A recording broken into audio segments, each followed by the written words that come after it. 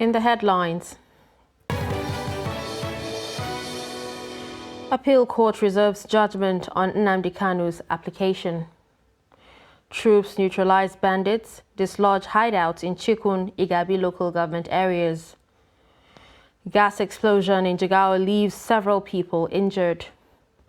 And on the foreign scene, Kenya's President William Ruto sworn in dozens as dozens are injured in stadium rush. Hello and welcome to Trust News Update. I'm Dashan Hussaina Usman.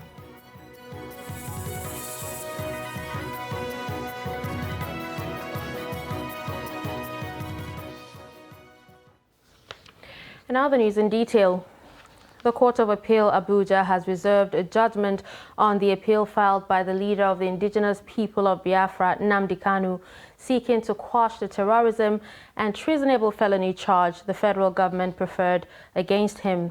The IPOB leader, who is currently facing trial before the Federal High Court sitting in Abuja, had approached the Court of Appeal to query the legal competence of the charge pending against him.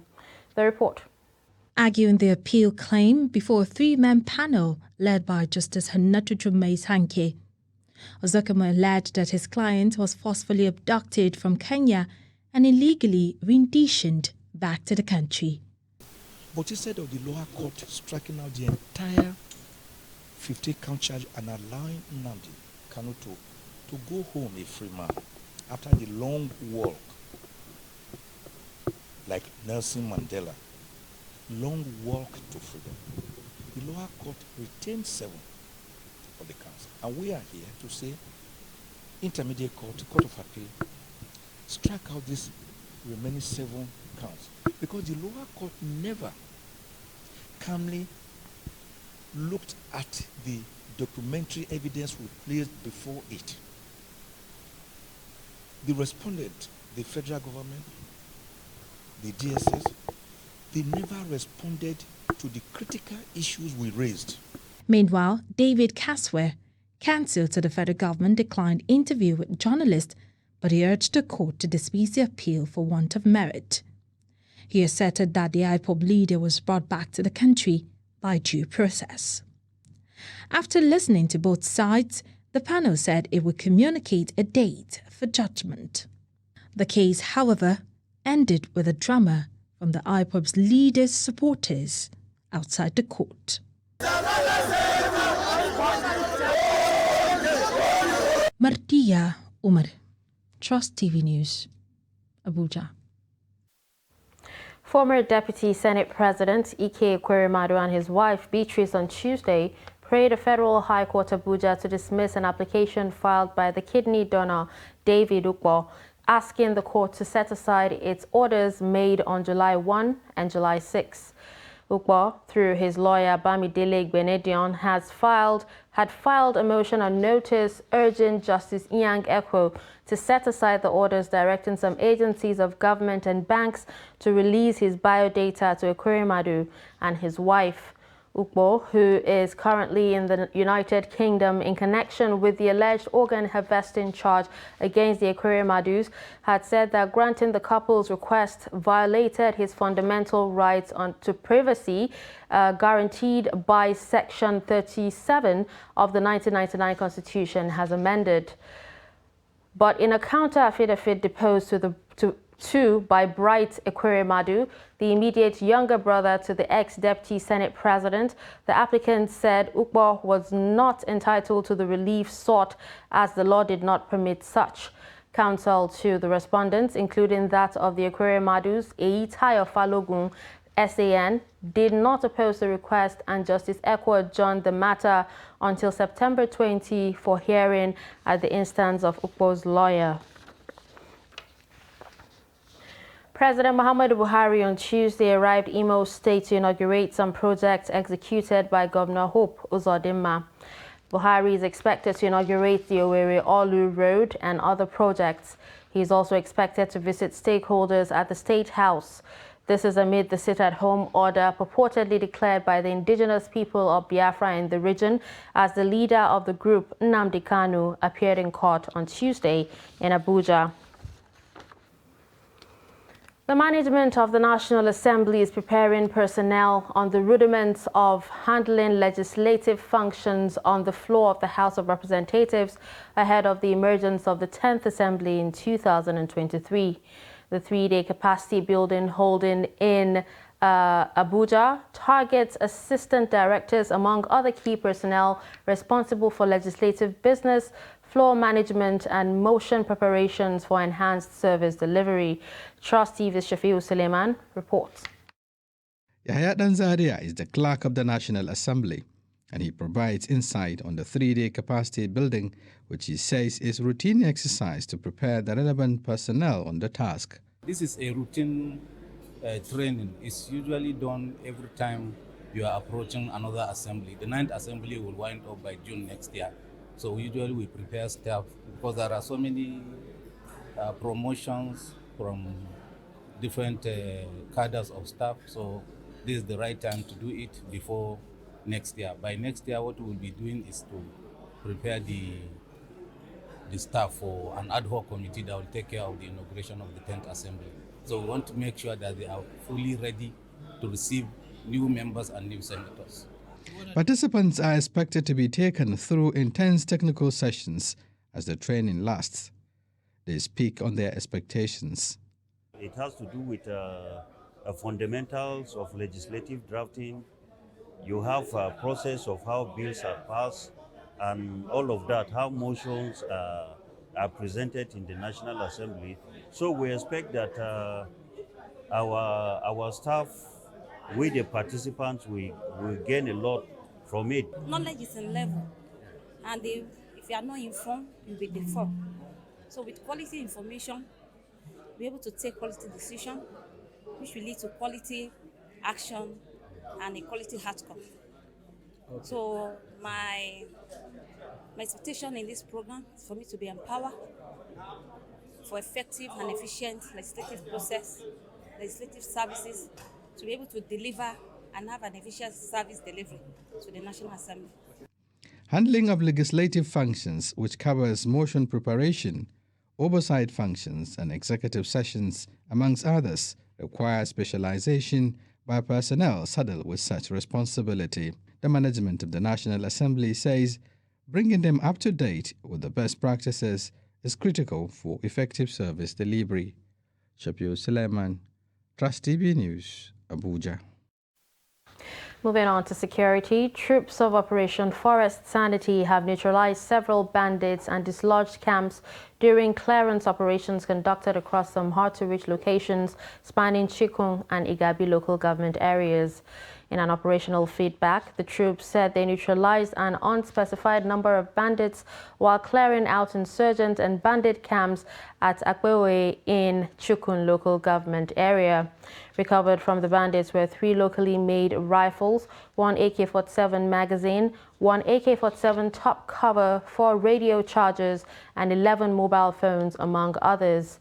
The Governor of Kaduna State, Malam Nasser El-Rufai, in a statement from the Commissioner for Internal Security and Home Affairs, Samuel Aruwan, thanked the troops for the rescue of the 10 citizens. The Governor commended the troops for the relentless spirit displayed in the ongoing operations and encouraged them to sustain these efforts to ultimate victory. A federal high court, Abuja, on Tuesday granted a prayer by the Department of State Services to detain the former terrorist negotiator Tukur Mamu for 60 more days. Justice Nkeonye Maha, in a short ruling on the ex parte motion moved by counsel for the DSS, Ahmed Magaji, granted the motion as prayed. The security outfit in the motion filed on September 12 had urged the court to grant its reliefs to enable it to conclude its investigation on Mamu, who had been leading the negotiation with the terrorists for the release of the Kaduna-Abuja train passengers kidnapped in March. Mamu was on September 6 arrested in Cairo, Egypt, with his family members by foreign security agents. Mamu, who was on his way to Saudi Arabia for Lesser Hajj, was detained at Cairo International Airport before being repatriated back to Nigeria. Workers, marketers and transporters, as well as residents of Awka and other communities of Anambra State on Tuesday complied with the sit-at-home directive by the indigenous people of Biafra. To this end, all markets, banks, government offices, schools, motor parks and filling stations were under lock and key. The report. A walk along major streets in the state also revealed that markets were locked except for roadside hawkers and petty businesswomen operating along the road. Also, all the shops and business premises along the Amawbia State Command Headquarters road to the popular Zix Avenue and Nkwameyi Market were deserted as people did not open for businesses. Commercial bus operators plying various routes within and outside Awka town, the commercial town of Onitsha, and Nnewi were off the routes while the various motor parks were empty. There was, however, skeletal businesses by shop owners few kilometers away from the markets. Tricycle operators and few shuttle bus drivers had a field day as they plied some routes to convey people to their various destinations. Some residents expressed divergent views on the order. The UN have given instruction, a specific instruction that Nnamdi Kanu should be released unconditional. And Nigerian government going contrary to it may lead to a nasty conflict between Nigerian government and the United Nations. For weeks, months, and even years, we are here to witness the commencement and full trial of Nnamdi Kanu. So it will appear that the Nigerian judiciary is not rising up to the occasion to ensure prompt and reasonable trial of Nnamdi Kanu within a reasonable time. That aside, the federal government, if as a matter of fact, they don't have evidence, what they should do is very simple. They can withdraw the charge against the man. Because you notice that they've been engaging from one form of amendment to the other. If you cannot obey your local laws, if you cannot obey international laws, then everybody has cause to worry whether you're actually a country of laws. Even investors, investors both within and from outside the countries, will also be worried investing their funds in your country. They hoped that the federal government and the group would find a common ground and settle all issues to ensure normalcy in the state. On a sad note, a gas cylinder explosion has left many injured while several houses and shops were destroyed in Barbara local government area of Jigawa State.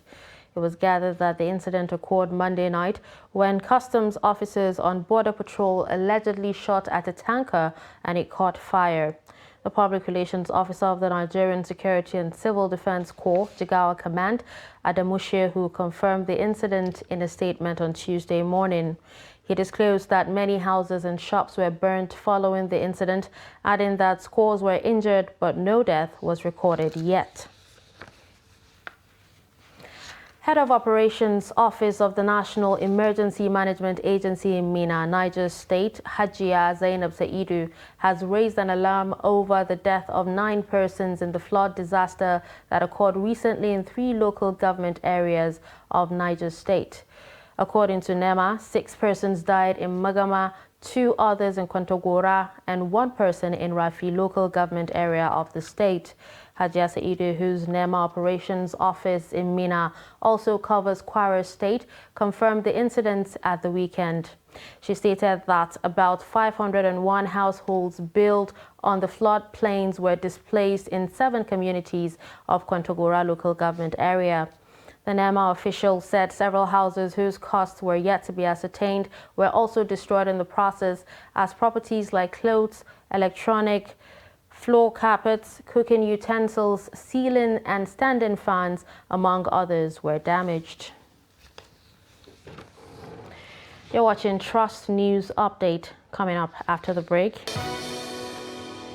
How Nigerians react to overseas travel trend. Do stay. As the 2023 elections draw near, remember, evil prospers when good men and women only wish for peace, but never take a step to make peaceful elections happen. Are you a father? Are you a mother? What are you saying to your children as elections approach? Have you warned them not to let themselves be used to cause violence? Have you explained to them what the consequences of electoral violence might be? Do your part to make peaceful elections happen. Talk to your children.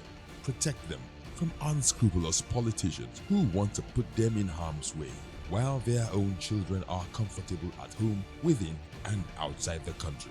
Let's join hands to make 2023 elections peaceful. This message is from the National Orientation Agency, NOAA.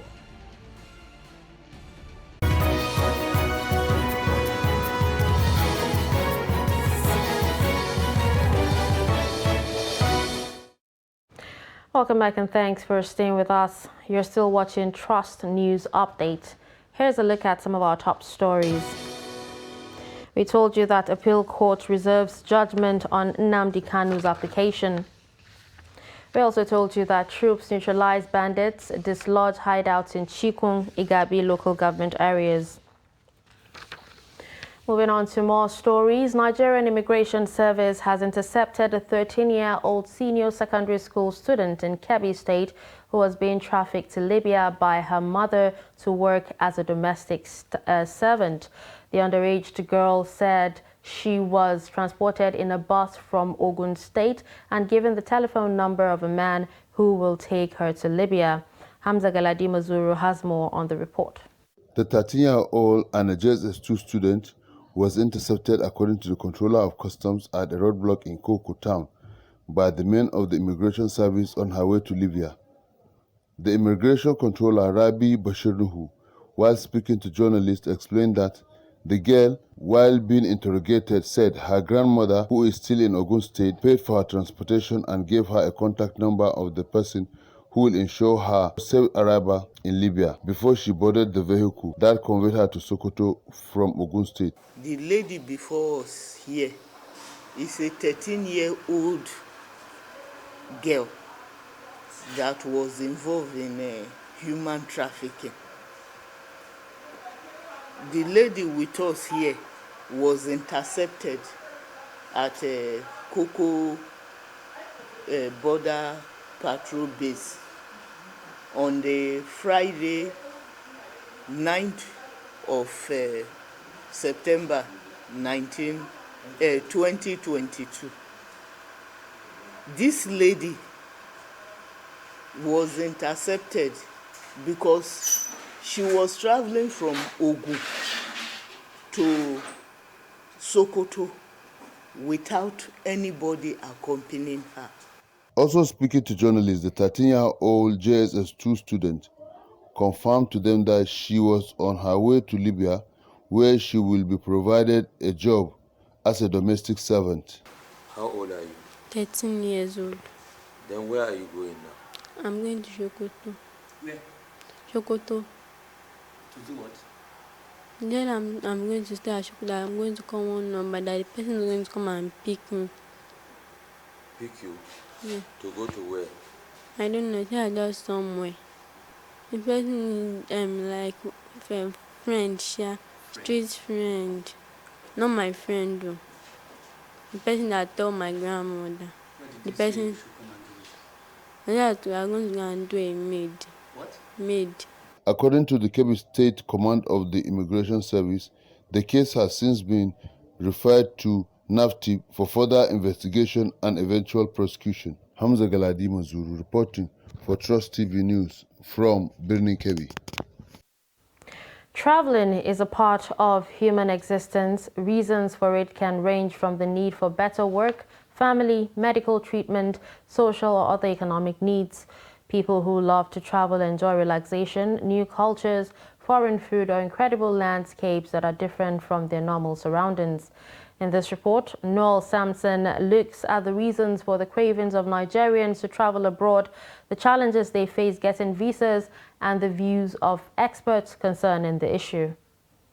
The quest by many Nigerians to relocate to more advanced countries where life is assumed to be more easier has been on the rise in recent times. This many believe is due to high level of unemployment in the country, low standards of living, insecurity, and other factors that militate against a productive life. Promising as it may appear on the other side, in reality, it is not an easy ride. There are so many reasons why Nigerians travel abroad these few days, based on lack of jobs in our country, insecurity, make serious contribution about that. So most of the young men now, after university graduation for so long, they are at home, no jobs to do. So they fear going to America and other countries.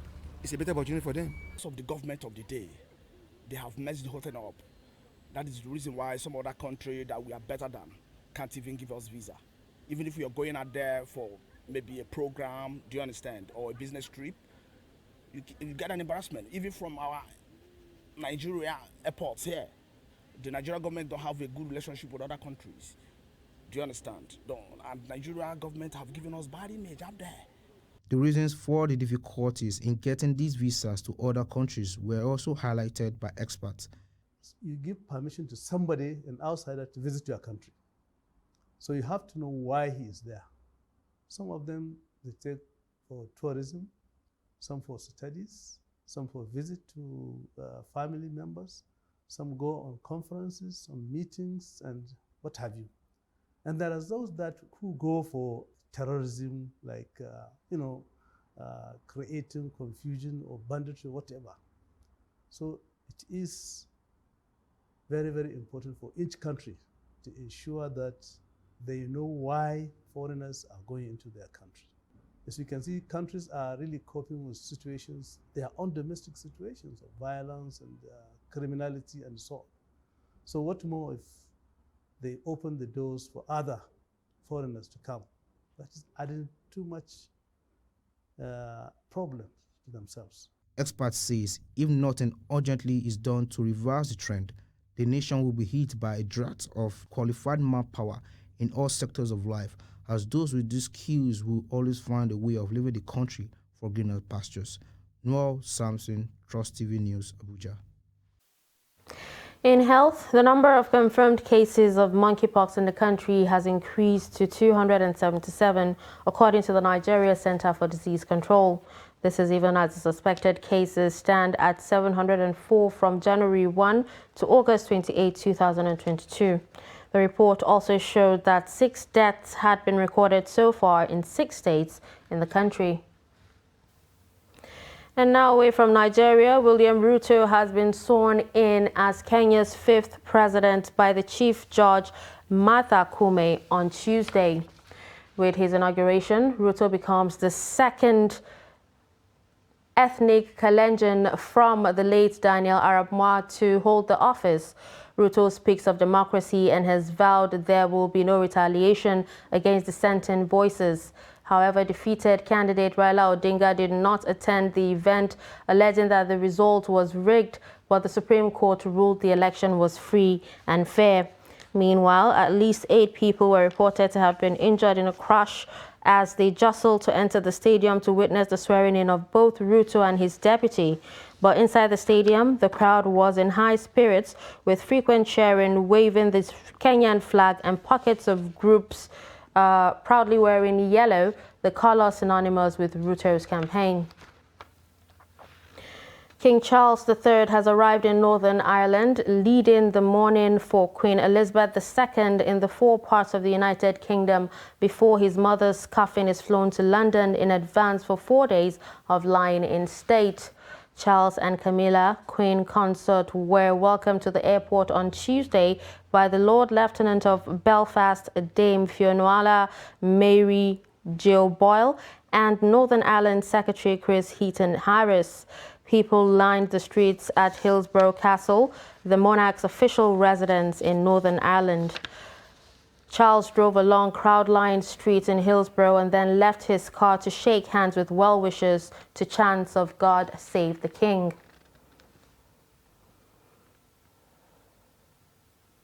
And finally, in sports, Anthony Joshua has accepted WBC champion Tyson Fury's terms for an all-British heavyweight fight on 3rd December and is awaiting a response, his management company has said.